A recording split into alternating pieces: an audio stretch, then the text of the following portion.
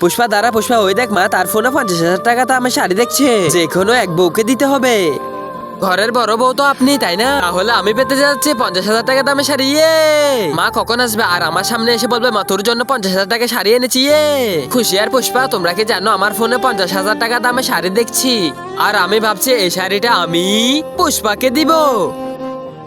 আরে আমার তো বিশ্বাসই হতে যাচ্ছে না, আমি এবারে বড় বউ, মা আমাকে শাড়িটা না দিয়ে ছোট বউকে দিচ্ছে।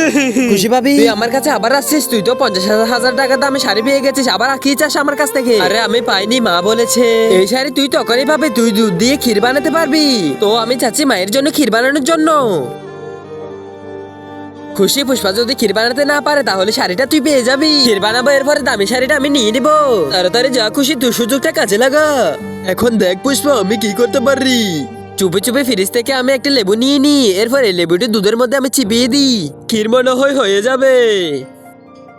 এখন পুষ্পা বাইরে আসার জন্য আমি একটু অপেক্ষা করি। এই দুধটা এত তাড়াতাড়ি জমে গেল কি করে? এত দেরি হচ্ছে কেন? মা মা আমি ক্ষীর বানাতে পারিনি, দুধটা অনেক জমে গেছে, দেখেন না। মা পুষ্পা তো ক্ষীর বানাতে পারেনি, খালি ফেলে রেখে আপনি হাসছেন কেন? দুধ জমে যাওয়ার পরও পুষ্পা হার মানেনি। পুষ্পার মাথার বুদ্ধি দিয়ে ছানাগুলো দিয়ে আমার জন্য রসমানা বানিয়ে ফেলেছে। এখন শাড়ি হবে পুষ্পার। মাকে ভালোবাসলে লাইক সাবস্ক্রাইব করে দাও।